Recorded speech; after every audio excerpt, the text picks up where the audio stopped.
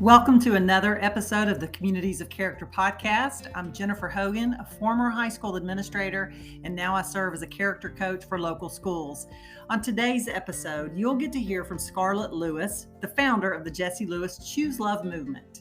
She founded the nonprofit Jessie Lewis Choose Love movement in honor of her son, Jesse, who was murdered during the Sandy Hook Elementary School tragedy in December of 2012.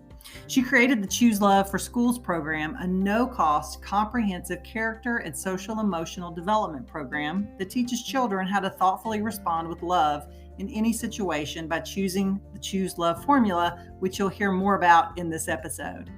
The Choose Love programs have been accessed in all 50 states and in more than 120 countries, reaching 3 million children. I'm grateful for Scarlett being a part of our podcast, and I hope you enjoy the conversation as much as I did. Welcome.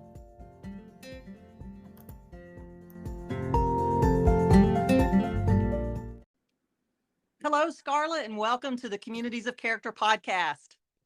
Hey, Jennifer, it's so great to be here. Well, I'm just delighted to have you on today's episode and for our listeners to learn more about you and the Jessie Lewis Choose Love movement. I mean, our listeners are in for a treat. And for our listeners who may not be familiar, would you share a little bit about your story and the Choose Love movement? Absolutely. I founded the Choose Love movement 10 years ago. I can't believe that I'm saying that now. Following the Sandy Hook school shooting, where my 6-year-old son was murdered in his first grade classroom alongside 19 of his classmates and 6 educators in one of the worst mass shootings in U.S. history. Coming back to my little farmhouse that I shared with my 2 boys as a single mom, I found a message that Jessie had written prominently on our kitchen. And there were 3 words: nurturing, healing, love, phonetically spelled because he was in first grade and just learning to write. But I knew that that was the solution. I thought about the shooter, who was a recent graduate of the same school system. In fact, he had gone to that elementary school and his mother had taught there. And I thought that if he had been able to give and receive nurturing, healing love, I mean, if he had been able to love himself, the tragedy would never have happened. People that love themselves, they don't want to cause harm. And so I realized that this would be my mission in life, to number one, to keep kids safe, because what happened at Sandy Hook was 100% preventable, as are all school shootings. As well as to spread Jessie's message of nurturing, healing, love, and this incredibly powerful concept that we can actually choose love if we have some essential life skills. I love that. And I love the message that Jessie left for you: nurturing, healing, love. That's amazing. On your website, it states that you've been on a mission to create safer schools and a safer world by teaching people how to use strategies for nurturing, healing love in any circumstance. It's right in line with having good character and showing love. And so what was your experience with character development prior to starting this Choose Love movement, and what have you learned since then? That's a great question, because I did not have a history with character development other than, having 2 parents that obviously wanted to raise good people, and having, been in the school system. And then as a single working parent, all of my adult life, I had this thought that the schools were responsible for teaching, and that I was responsible for my kids at home and loving them, providing for them, having fun with them, and then also teaching them what I knew about being a good person. But there's so much more than I ever realized. And also, I didn't have all of the skills and tools needed that they needed to flourish. You can't give what you don't have. And, I've grown to realize there needs to be a really close relationship with educators, parents, and students, and that it's really a joint effort to get that most precious asset, which is a child, to flourish, to give them all of the skills and tools they need to process the hurt and pain they're going to face Mm-hmm. in some degree or another, to help them have healthy relationships. Obviously, you want to model that.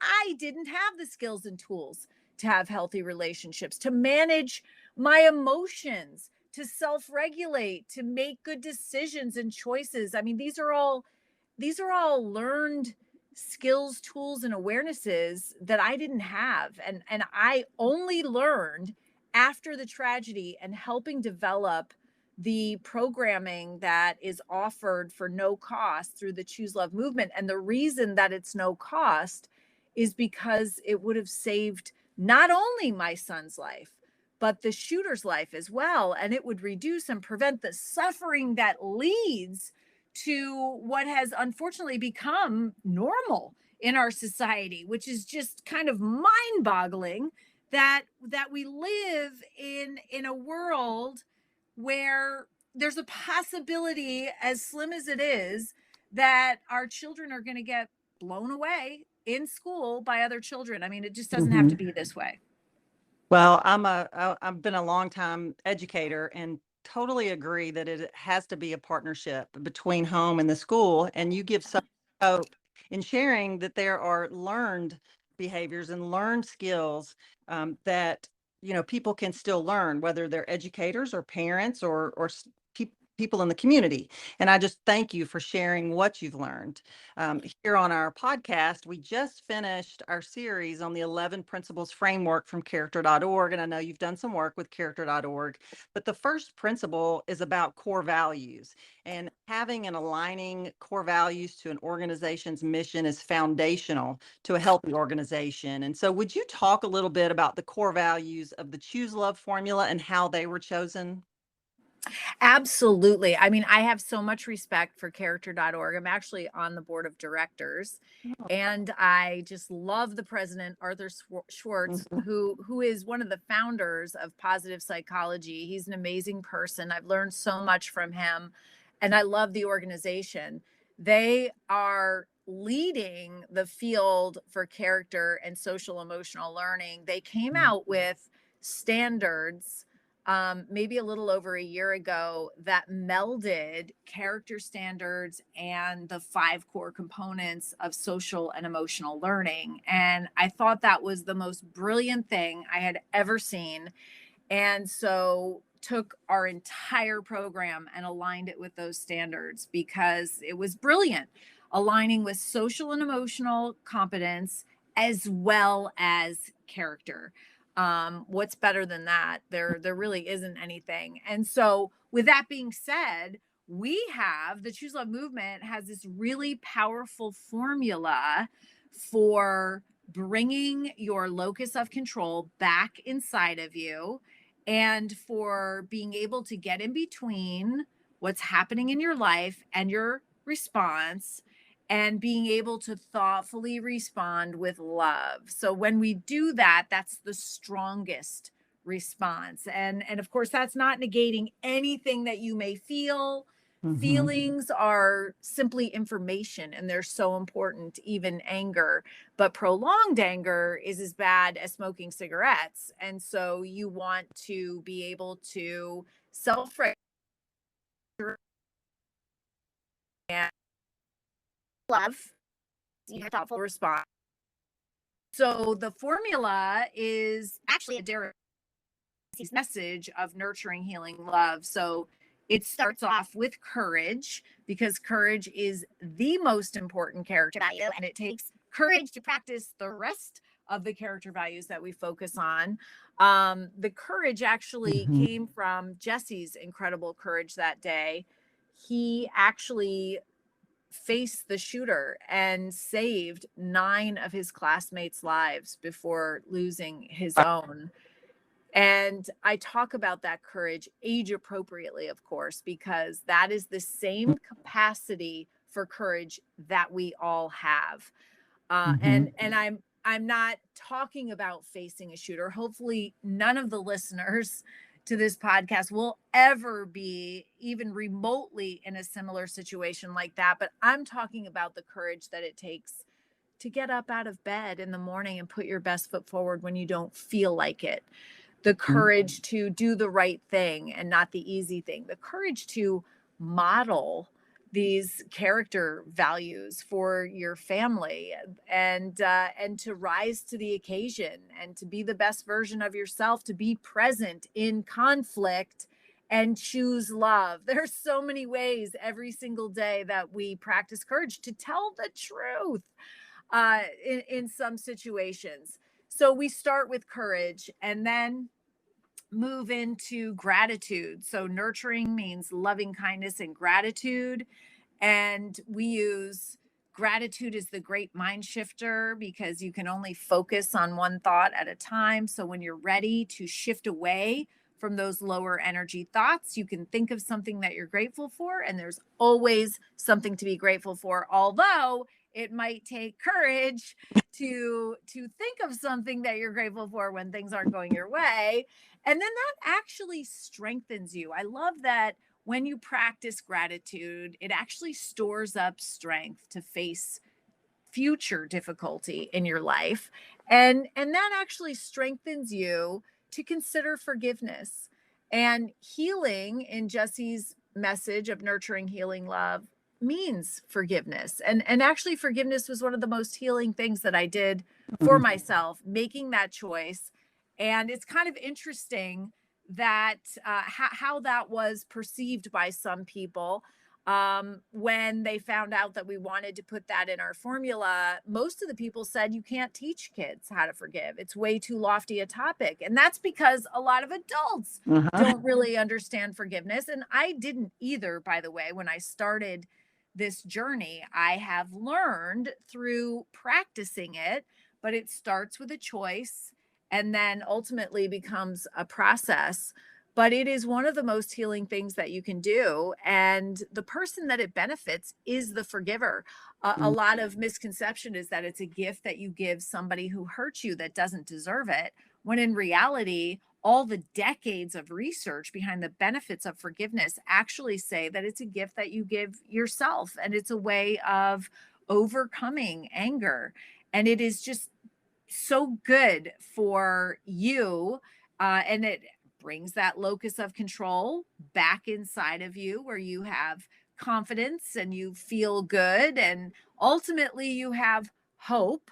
And it's really given me a lot of strength to be able to do that. I did not want to continue to be a victim of Adam Lanza. I did not want him to control my thoughts that impact how I feel, that then impact how I show up in my relationships. And the way that I got my personal power back was to forgive. So really, really important. Of course, it takes courage to forgive when the person who hurt you isn't sorry, doesn't care, or may not know.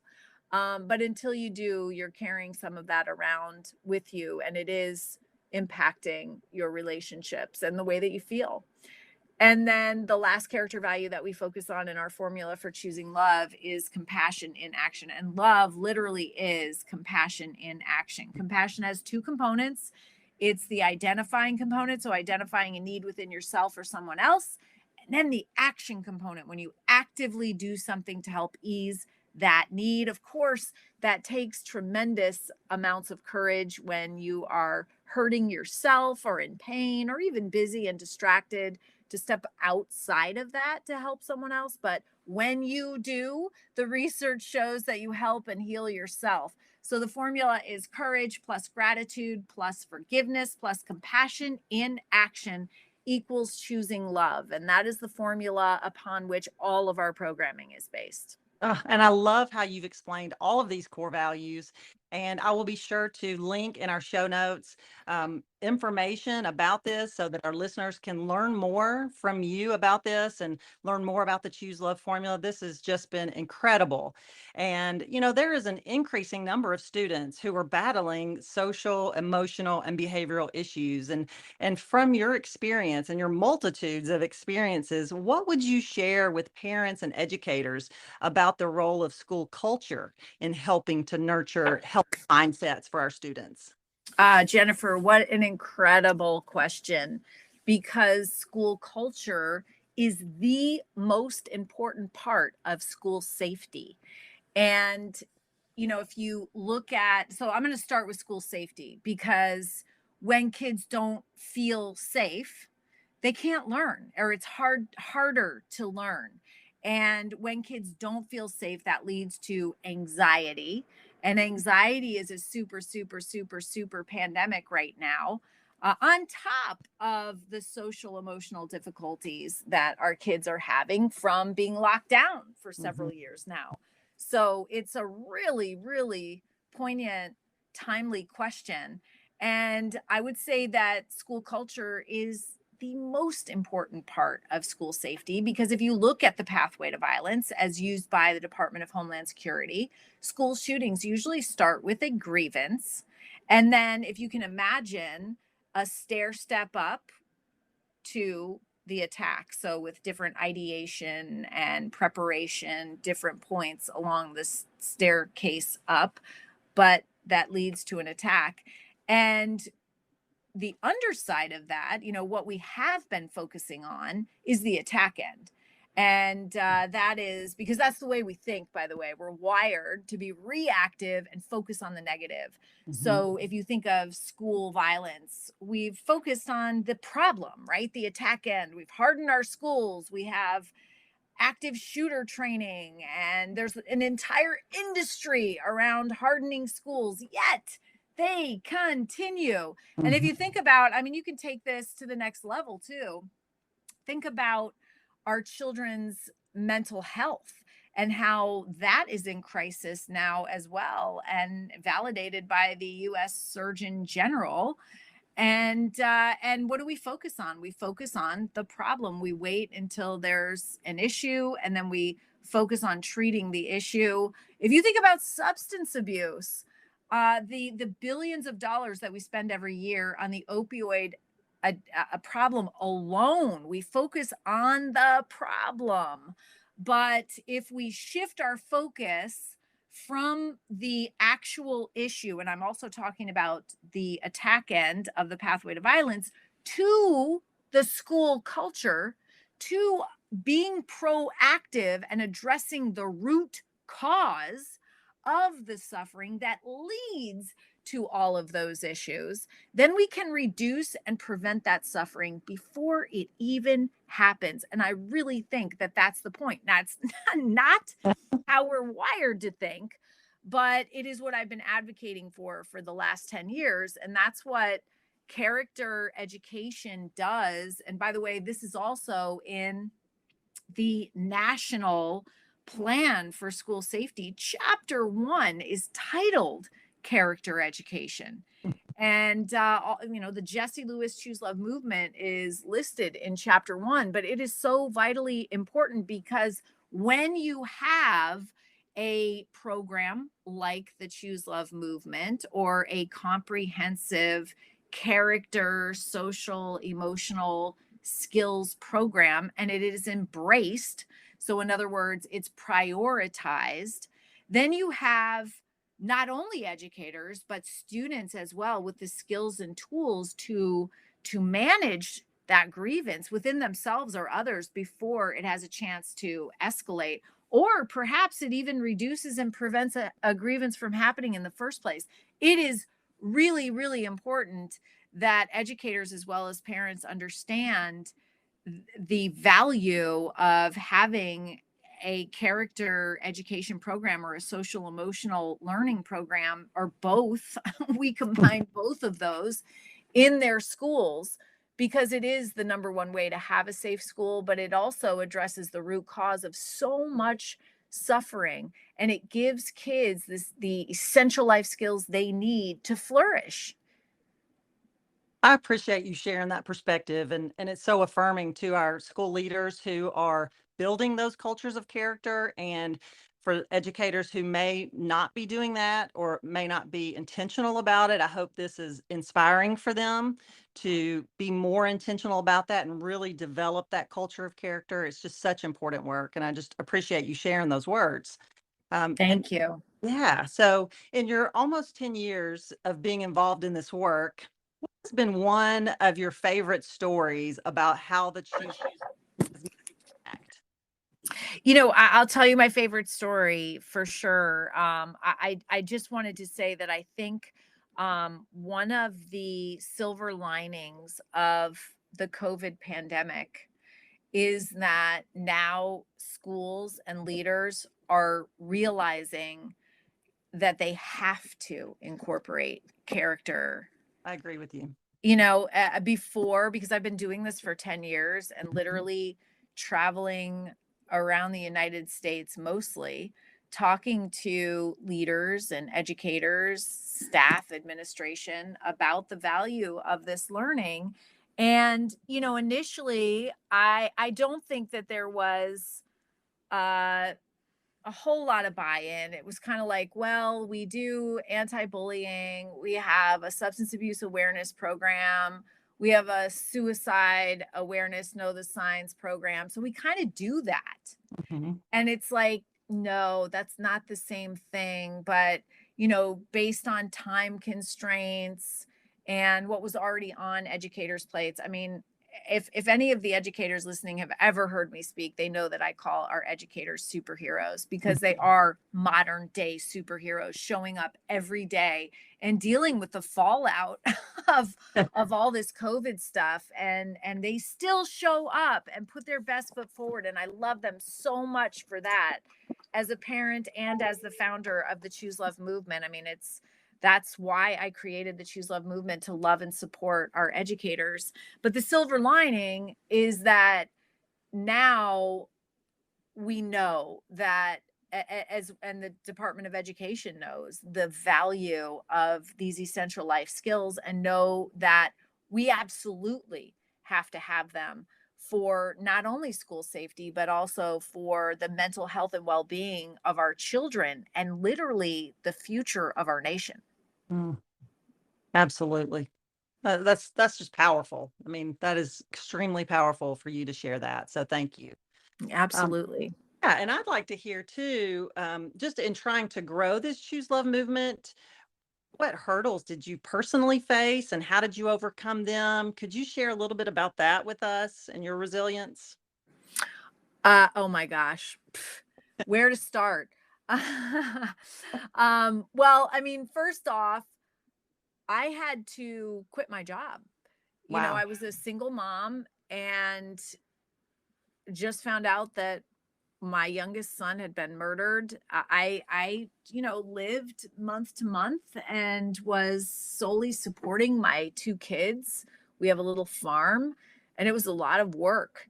Mhm. And I knew that I couldn't go back to doing what I had been doing. I knew that I had to serve in some way. I knew that I had to be part of the solution, Mhm. frankly. And but it did take courage to quit my job and start the 501(c)(3), which is now the Choose Love movement. And I didn't have an education background, and I had never been involved with a nonprofit. So it was, learning as I went along. And I always say that I believe that Jesse left that nurturing, healing, love message for me. And I believe that he helped me by bringing in people that I would need, opportunities. And whenever anybody says something like, wow, you've achieved a lot in the last 10 years, I feel like I always have Jesse standing behind me, tapping me on the shoulder and being like, hey, mom, I did everything for you from where I am, and I put it all in your lap, and all you had to do was show up and say yes. That's kind of how it feels. But there were hurdles. And in the beginning, it was finding courageous leaders that would sit down and be open to trying a different way and a new program. And I did find a few of those, and they're really good friends of mine to this day. And by the way, still choosing love and part of, a really strong referral network. Our Choose Love movement is spread by word of mouth and referral only. And we're in over 10,000 schools in the United States, in every state. So that kind of says a lot about the programming. Mhm. But, there were personal hurdles that I had to overcome, and family relationship stuff, disagreements with where the foundation was going, which was very painful.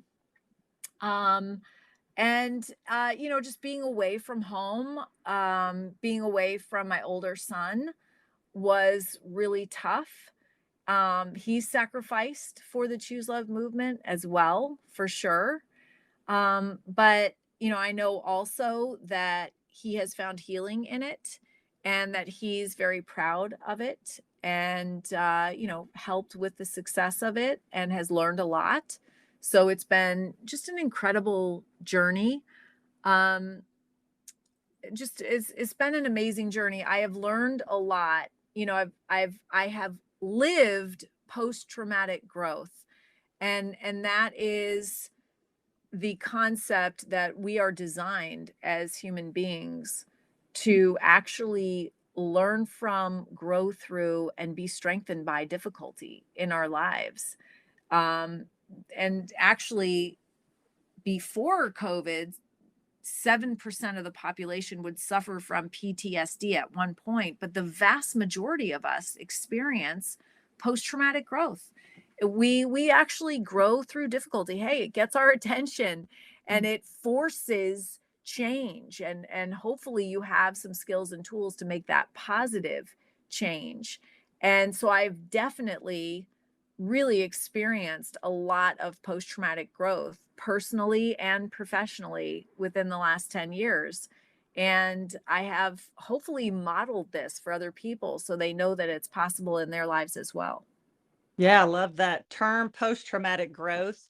That's the first time I've heard that term used, and I really, really like that. And I just appreciate your vulnerability in sharing that with us because I don't think anything great happens without hurdles.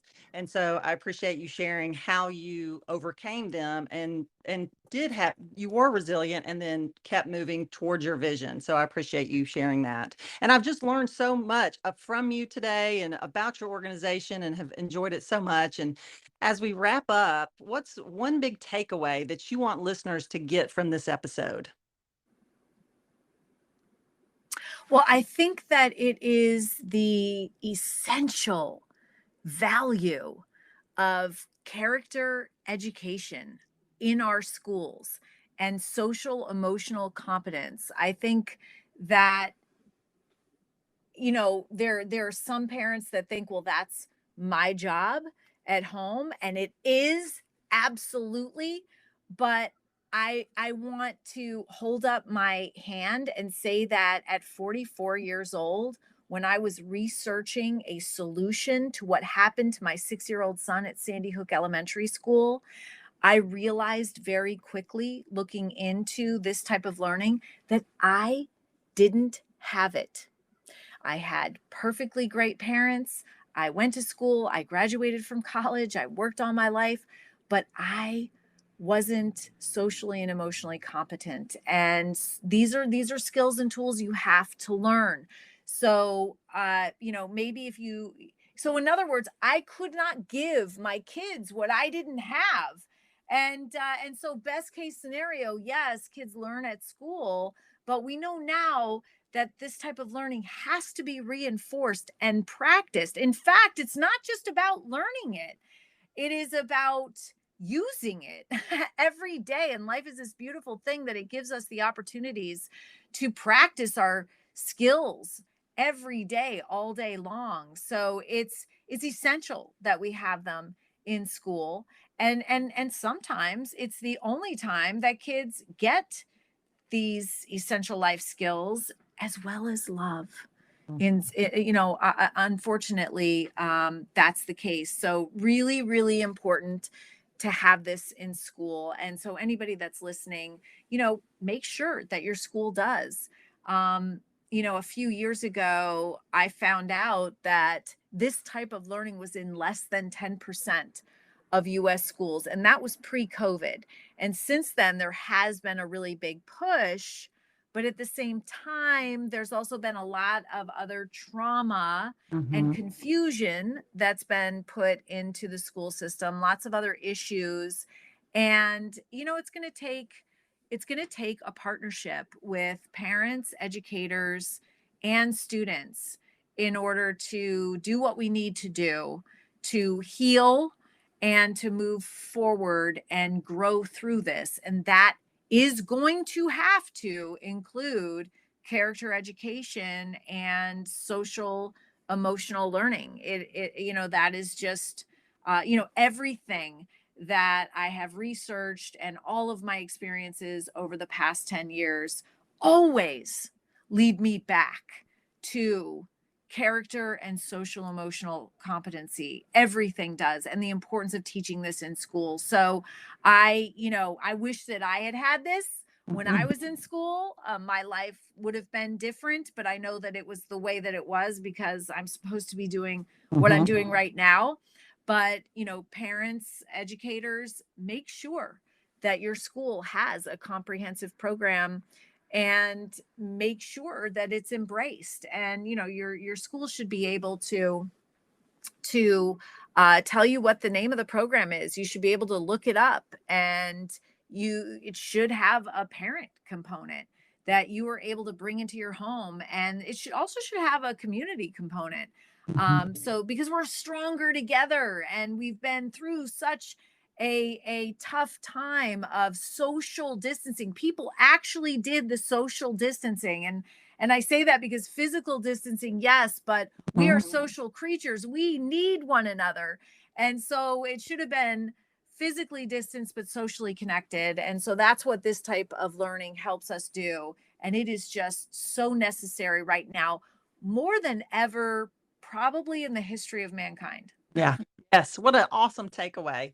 Well, our listeners may want to reach out to you for more information about what we talked about today. What are the best ways for our listeners to connect with you, Scarlett? Absolutely. And I welcome that. Website chooselovemovement.org, and if you would like to, you can register there and have access to everything that we have, our lifespan programming. More information, we offer professional development. Click the yellow button, contact, and your email will be responded to within 24 hours. And I would love to have people reach out, follow us on social media. Please spread the word. It doesn't have to be the Choose Love movement, but it does have to be some equivalent program that's comprehensive and embraced. Just really, really important. And I can't stress that enough.